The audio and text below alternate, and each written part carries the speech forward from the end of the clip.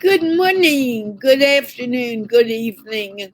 I don't know where you are in the world, but I know that it's late afternoon here, about 4:20 p.m. in Washington D.C. And it could be any time in the world for you. Meanwhile, I have the famed Oren Rosenfeld. He is a film developer and really cool guy, I'm finding out. We're going to talk about his life, his work, and his passions for what he does. And I want to remind you that this show, like every show, is sponsored by the Institute of Peace, which is an online organization promoting peace one conversation at a time. Oren, can you please introduce yourself? Hi, Carla. Thank you for having me on your show, and thanks for the introduction. I'm 44 years old. I was born and raised and live in Israel, currently in Tel Aviv. I work as a filmmaker. I make documentaries. I make TV articles, news articles for various uh, TV stations. Uh, and I love my job. I get to travel a lot all over the world while doing it and meet interesting people, tell interesting stories.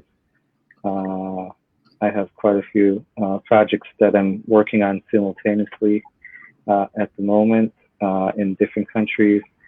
Unfortunately, the whole COVID-19 coronavirus has stopped my travels for a while, but it's letting me rethink a few of my movies, and once it's over, I'll get back full steam and head back to different countries and finish them. So that's more or less what I do. Are you married with a family or? Yeah, yes. I have four amazing children. Noya, who is my eldest daughter, she's 16, and I have a 13-year-old son, Liam, who is a surfer. So we travel around the world surfing with him. And then two younger ones, a 4-year-old daughter and a 1-year-old baby. Wow. Does your wife work or is she a housewife? She's working. She's also a TV producer in different shows here on local TV, and also helps me with the documentaries. Sometimes as a producer, sometimes as a co-director. So it's really nice when we get to work together. But uh, the children are very demanding lately, especially the little one. He's only one, so uh, all that is on hold at the moment. Now, we were talking earlier and you said you grew up in Israel. How Right. did you grow up in Tel Aviv or where did you grow up? So I was born in Jerusalem, and I grew up in a village near Jerusalem called Nataf, which is between Jerusalem and Tel Aviv, but closer to Jerusalem. And for the past 5 years, I've been living partly in Tel Aviv and partly in my village, back and forth, because of work mainly. So about an hour ago, I was in Jerusalem, and now I'm back in Tel Aviv because I'm working here in the morning. Um, it's only 50-minute drive without traffic, so it's not too far, 60 kilometers. How is it in Israel right now? Um, when you were growing up, Hmm. there's been a lot of violence in Israel, or can you talk about that a little? Not just when I was growing up. I mean, still is. I Yeah, mean, I didn't say unfortunately, that well. yeah. Unfortunately, there's a conflict, an ongoing conflict here that um, I don't believe personally there's any way to resolve it, because there's a lot of emotion and religion involved, and I think both sides are not ready to compromise yet. Um, so this leads to a lot of violence, bloodshed. Very depressing for me, for people that want peace on both sides, for my Palestinian friends in Gaza and in the West Bank. When we talk between us, I mean, we can have peace in 5 minutes, but when politicians speak and when emotions and religion come into play, then logic takes the second row or the third row, and then there's a vicious loop of violence, and that just continues. What I've noticed is that sometimes this ongoing conflict is on a low flame, which is where we are now. Sometimes the flame gets higher for several reasons, but then usually it goes back down again, and that's how we manage to live here on a low flame, constantly in a war situation, basically. So not easy, and very stressful. How has that felt to live in that environment as a child? Some people have told me that when the children feel safe and they can go running around and playing around, and I wonder about the safety with it. Israel is very safe. In fact, at the moment, when you see the whole Middle East is in flames, civil war in Syria, an ongoing war in Libya, Yemen, unrest in Iraq, what happened, this terrible thing that happened today, which was probably an accident in Beirut, in Lebanon. I think people here don't feel unsafe. I mean, my children don't feel anything. Like I said, sometimes we are in a different, the flames get higher, and then people and children feel the stress much more, but usually the flame is low and can be maintained, and the adults don't necessarily tell the children what's going on, so they don't feel it. They have their routine. They go to school, they go to kindergarten, they come back. They don't listen to the news. They don't understand it, so they don't know really that they should be fearful or not. I have to say that our whole system here is very different than other countries. So when you finish high school, you're drafted into the army, and you have no say about it. If you're a man, you go for 3 years. If you're a woman, for 2.5. And sometimes you're put into situations that you'd never thought you'd be in. And but because it's kind of a collective punishment that we all go through, it unites the country, and everybody, is in the same boat, so to say. And so that's a very interesting aspect of life here, that from being a child and a teenager, you then move on to being a soldier, and you grow up much faster than other 18-year-olds around the world that go to college and have fun and party. Here you go to the army, and you're basically property of the IDF, of Israel, of the army. They tell you what to do. You have no choice.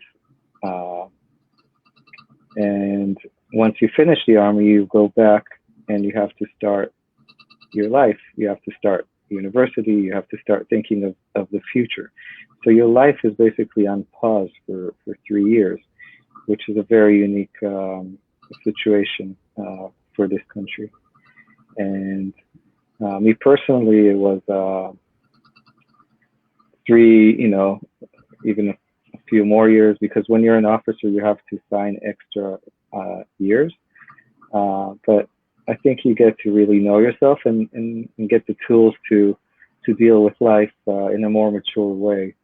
Um, so it has its pluses and minuses. So I think that kind of answers your question from childhood to teens to soldier and then back again to trying to be a civilian and start your life. Do you feel safe living in Israel? Yeah, very safe. Actually, I feel more safe here than anywhere else I've been, and I've been traveling quite a bit, and I still do. And the reason I feel safe here is not because it's safe; it's because there's a system here that's in place. Um, the medical system here is amazing. I was just filming last week with these medics, excuse me, that are all volunteers. So they have, a motorcycle next to their house or office with all the kit that they need. And if something happens in the area, they get a message and they leave everything and go and help. This is something, that doesn't exist anywhere that I traveled in, even safe places. So this gives you some sense of safety that in 1 second, if something happens, God forbid, like 30 motorcycles and ambulances will show up and start treating you and trying to save your life, even if it's a minor accident or God forbid something else. Also, our police here is it's here to protect us. It's not here to fight with us or to uh, um, so you do feel very very safe living here despite everything that is threatening. So if I'm in New York or if I'm in London or in India or Sri Lanka, I don't feel safe because I don't feel that I have this safety net that I have here. Um, so yes, to answer your question, I think Israelis and me in particular, we feel safe. It's because we have this system in place. Also, Israelis feel safe because, unlike other countries, if you fall in the street or there's a car accident, other Israelis will come and help you immediately. It doesn't matter if you know them or not. Immediately, everybody comes and helps. Nobody's going to leave you outside. So there's a sense of community and family from complete strangers, and this is very, very unique for Israel. This is something that most Israelis will tell you that makes Israel unique, and therefore you feel safer because we're all in it together. We're all kind of a family. And what I mean, it's very it's my personal individual feeling, but I think I share it with others. To answer your question, yes. What do you do? How do you know if your city is under fire, or do you just walk out one day and, oh my gosh, there's bombs flying around today? Or is there some type of warning? Or Yeah, we have a very I'd say high-tech systems. First of all, and it works on different levels. So we're all connected to our smartphones and internet and apps. So we know how the situation escalates into a situation that's dangerous. So it's kind of a build-up that's always the same. So we always know that it's coming and what to expect. Once it arrives, we have sirens all over in every city and every village that warn us of incoming rockets from either Gaza or Lebanon. And then people run for cover. We also have an app that's called Red Alert that immediately beeps and tells us, what area these rockets are going to fall. There's a system that, triangulates and predicts where these rockets are heading. So we have a very high-tech system here to protect us, and also different systems that take out these rockets in midair, like the Iron Dome or the Arrow or the David Shield. But each one works in different ranges. So Iron Dome is more close range, and then David Shield, and then the Arrow that's probably designed for rockets coming from Iran, and God forbid that ever happens. So we have a system in place, and when you're living in the war zone, you adapt and you use technology and you use what you have in order to protect yourself. And, but that's more or less the situation. How do the kids know what to do and when to do it? And kids follow the parents. So I'll give you an example. I was on the beach about 4 years ago, and my son was surfing, and suddenly there was a siren, an alarm going off, and he ran out of the beach with the surfboard, and we lay down in the sand and we put our hands on her head, and we heard the explosions, and then the siren stopped, and we knew we were safe, and he went back in to surf. So kids adapt. It's not easy. It's not a daily occurrence. This is at the moment, 4 years or so that we have a situation like this. But there are people who live on the border with Gaza that are under rocket attack, daily, and the children there are traumatized. Many of them are they have very deep psychiatric issues and problems, and they get treated, but it scars them for life. It's for sure. Yeah. It's not easy. Running, you have 15 seconds to run for cover. And I remember filming in this house in Kibbutz Nachalov, where this kid, 8-year-old kid, Daniel, there was a siren, and it wasn't rockets, it was mortars. So mortars tend to explode much faster. So the minute they heard the siren, they had less than 10 seconds, and he just didn't make it in time to the bomb shelter. And when the parents came out to look for him, there was not much left, and it was a very tragic day for this kibbutz and community. So not easy. have you lived on a kibbutz at all? Yeah, before my army service, I volunteered in a kibbutz in Gev, on the shores of the Sea of Galilee, the Kinneret, and I was picking mangoes and avocados and experiencing kibbutz life, and it's not for me, but it was a very interesting experience to have. I mean, kibbutz is a very interesting concept, and it was right for the time when Israel was young and had to, and people had nothing, and the state of Israel was, confronting different issues. So kibbutz was a great environment of a community that all communal, working together, growing, making money from the different agriculture fields that they had, but then the young people started to leave the kibbutz over the years, and were looking for work in the big cities, and were making much more money that didn't have to be communal, and you didn't have to eat in the communal dining room. So that was the end of the kibbutz, so people thought.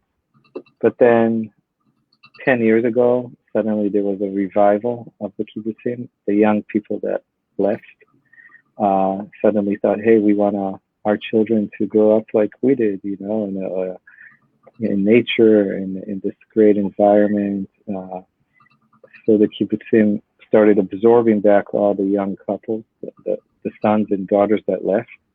And now the kibbutzim are the most sought after communities in Israel, and very hard to be accepted to one these days if you're not, if you weren't born there. Yep, that's the kibbutz. Actually, I couldn't imagine living in the environment that you're living in and feeling safe. And yet I've always wanted to go to Israel. It's been sort of a dream in the back of my mind. Right. Now, Yeah, you are a film producer. I want to know about your films. How did you get into that area of work? So, like I mentioned, everybody has to go to the army here when you're 18. Right.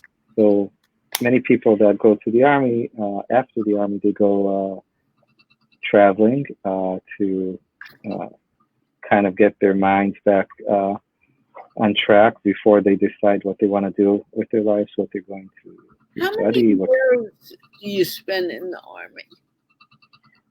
Girls have to do mandatory 2 years, and boys have to do mandatory 3 years. But if you sign up to be an officer, then you have to sign another extra year, sometimes a bit more. If you're in special forces, there's another year and a half or two that you have to commit to.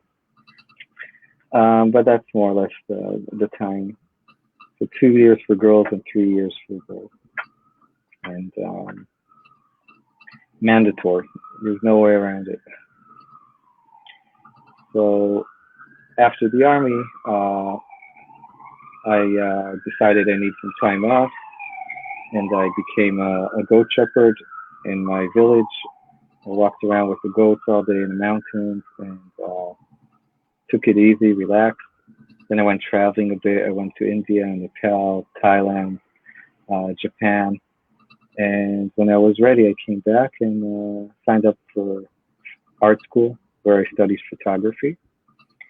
And that was very inspirational. My mother was an artist, a painter. So I had a few classes where I painted, but my main subject was photography, and I loved developing my, at the time it wasn't digital, it was just film. So I used to develop all my photos in the dark room. Then I made a dark room in my house. But while I was a student, the second Palestinian Intifada started. We're talking about the year 2001, and I was studying in Jerusalem. And I used to sit in class and suddenly hear a very large explosion, and I knew something happened. It was a period of time where the Palestinians were sending suicide bombers into buses, restaurants, universities, anywhere civilians would be, they would go and blow them up. And I remember that just one day I ran out with my cameras and to where the explosion came from. It was a bus that blew up very close to my school. And I started taking photos, and that was it. Never went back to school. Started a career as a photojournalist, then moved on to filming video, producing, directing, and so I kind of went through all the stages until where I am now. So I do everything in my field. Which is great. But what was it? You could have gone into painting, sculpture. What made you decide to do photography? I was attracted to photography for several reasons. First of all, the ability to capture a moment and tell a story through a visual, in a visual dimension. Like, for me, it was very interesting. Sometimes one photo can tell so much. You don't even have to talk. You just look at it and you read. It's like a whole book, and that always intrigued me. And I never thought I'd wind up being a photographer, but I really kind of fell into it and loved it. And it drew me more than painting or sketching, or which I like as well, but I don't think I'm talented. So, but photography was my thing, and then once digital cameras came out, I kind of lost the interest of just doing stills and wanted more of the video elements of it and the movement and telling stories visually, but with movies, with video, and that led me out of photography, which is my first job, being a photojournalist, into telling stories today on with my movies or with my news articles, or like I made last week a news article for Vice about the current situation, the anti-Netanyahu protests here. And it's on my Facebook page. You can go and watch it. I just posted it today, and you could see that I tell a visual story there, but it has a lot of human elements to it, and the personal opinions of people, as well as catching situations in the street. So, for instance, we're walking with a protest, and then I see somebody on the wall behind me, and he's like, yelling and talking. So I came up to him and I said, what's your opinion about what's going on here? And he said whatever he said. And then a woman who was walking in the crowd was listening in, and she started saying, "Well, you're wrong." So I turned the camera to her, and then I had a little debate between the two of them. I found that very intriguing. I actually caused that debate between them, this interaction, by just being there with the camera. So that's the beauty of my job, I think, is to get people to talk and say what's on their mind and engage with other people. And discussion always leads to understanding, I believe. So that's in a nutshell. Okay. Okay, you do visual stories. What is it that inspires you to do any particular story? And also, put the link of that, your last film, in the comments after the show. So if anyone wants to watch it, it's easily available. Yes, definitely. I will make sure. Go on. Oh. I'm not going to answer anyway, so. My dog just reacted, but I'm fine. So yeah, I've made a few documentaries over the years. One of them is called Hummus, the movie, which is basically, I don't know if people are familiar with the food hummus. Oh, which is that. So my movie is called Hummus. The movie has been translated to more than 10 languages, and been shown in 350 film festivals around the world. Many of them that I attended and then spoke about after. Basically, it's about 3 different characters that what they have in common is that they live in Israel and they make a living from hummus, chickpeas. This very basic mush of chickpeas that we eat here in the Middle East and love very much. So I have a Muslim woman from Akko who runs her own restaurant, employs 10 men, and makes the best hummus you'd ever taste if you go up to Akko in northern Israel. I have a Christian guy, Jalil from Ramleh, who took over his father's restaurant, but it wasn't enough for him, so he went to Berlin and opened up another hummus place there, which is now very successful. Another character is a Jewish, eccentric Jewish. Well, he's now a religious man, but he wasn't always religious. So I follow his story. He opened up one place in the gas station. It went well. He opened another one. Now he has over 75 homeless places. Every gas station you go to. And I filmed it in 4 different countries. Called the movie. It's on Amazon, available online if you want to watch it. And through this story, through this basic, food, hummus, I told a story about the 3 different religions that live here. Their problems, what unites them, what defines them, and all with a simple food. Now I'm working on other movies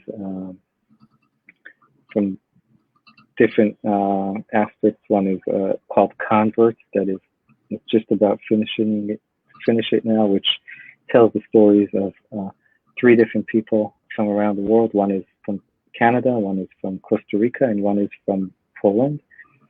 That all decided for different reasons that they want to convert to Judaism.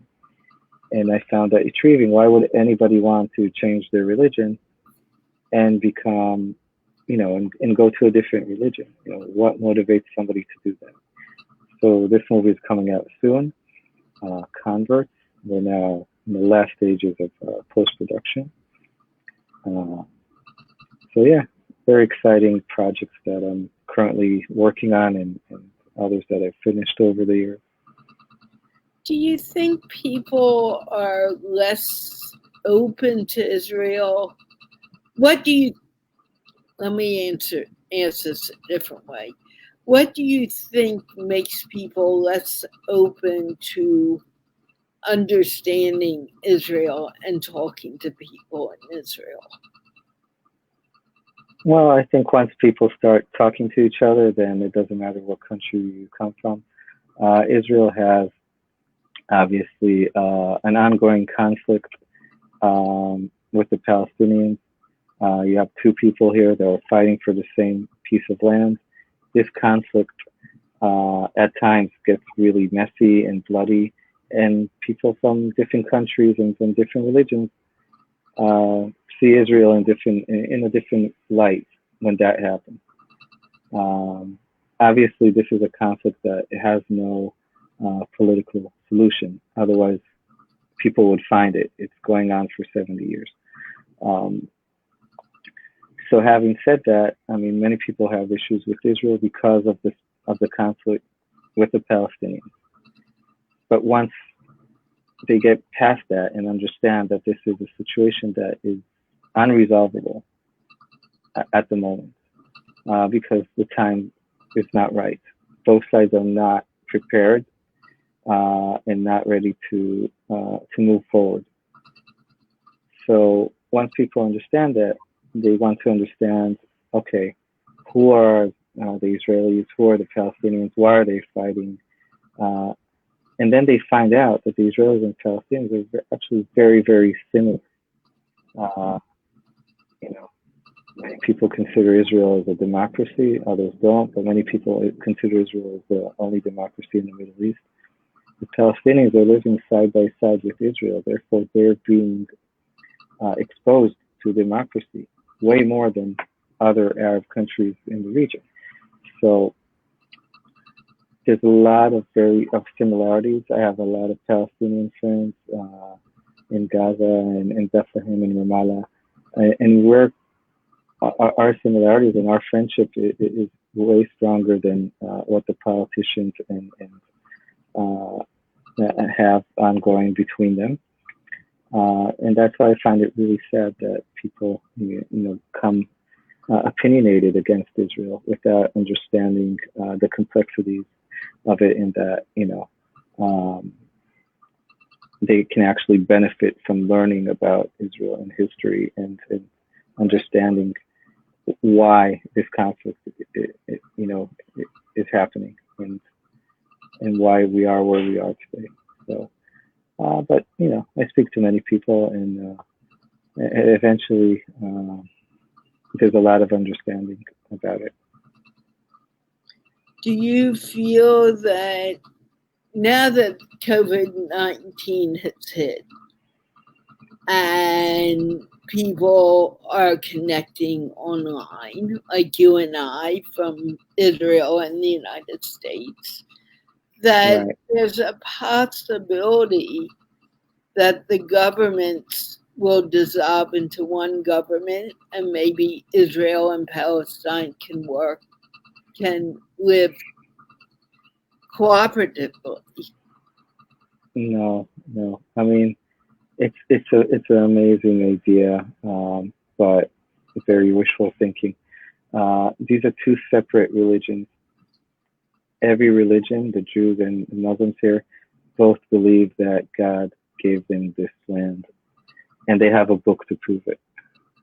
The Bible, the Quran, the religious aspect of this conflict is so strong and so deeply embedded in both sides that even me, a liberal, and my friends, the Palestinians who are liberal, and with all our good intentions and efforts, we are a minority. We are 10, 15% of both societies that are deeply religious and deeply extreme in their beliefs. And both sides of these people want all or nothing. This is all ours, and they said this is all ours. And when you have two people thinking this way, there's no way around it. So it's depressing, but I don't see any hope for peace here ever. Not in my lifetime, for sure. What are some words of wisdom that you would like people to leave this conversation knowing? Some words of Yeah, your words of wisdom. Of wisdom. Well, that's I think that what you're doing is a very great thing. You get people to listen to each other, to talk to each other, despite their differences, despite their geographical location, and there's nothing better than dialogue. When you come and speak to people and hear them, and they hear you, you find that you have so much in common. That we're all human, that we're all here for a very short period of time on this earth, and it's better to get along and love each other and see the best in people, and than to fight and to over things that you have no control over. So that is more or less my wisdom. Is that the baby? Yes, he woke up. She woke up. Yeah, it's going to be a long night. Another long night. Well, now it's going on midnight there. Correct. Yeah. It's going, yeah. If she woke up now, she'll be up for a while. If she walks, oh yeah. Yep. She's walking and crying. Good luck. Thank you. How early is Carla. your appointment tomorrow? Well, today I went out at 4 a.m. to film because the light in the morning is so nice, in the summertime. So every day is just too bright. So I wait, go early, film in the morning, and then again in the afternoon. So. I want to thank you for talking to me tonight. I really enjoyed it. Thank you, Carla. Likewise. And I hope we can do it again. I actually hope you'll come to the Israeli-Palestine meetup one Sunday. And I'll do my best. We'd love to have you. You can bring the kids too. Well, might be a bit noisy. Well, the older kids could join the English show for the under 20 crowd and speak in English and meet people from around the world. but I didn't want to, I wasn't planning on doing a plug, but I just did. I really do want to speak with you more because I think you have a lot to offer. And I want to thank you for your time and your energy tonight for speaking with me. Thank you very much. And I think you're doing something really wonderful and helpful to the world, connecting people and expanding their horizons and about other people, which is the most important. Ignorance is the worst thing you can encounter and education and learning about other people just makes you realize that we're all the same. Right. And I think it's so very important. Having said that, again, I want to thank you and thank our viewers. And we're going to say goodbye so you can go and take care of the baby. And just let me get off air before you leave. Let's wave goodbye. And thank also the Institute of Peace for sponsoring this show today. Yeah. So we can talk. Excellent. Bye, people. Bye, Carla. Thank you.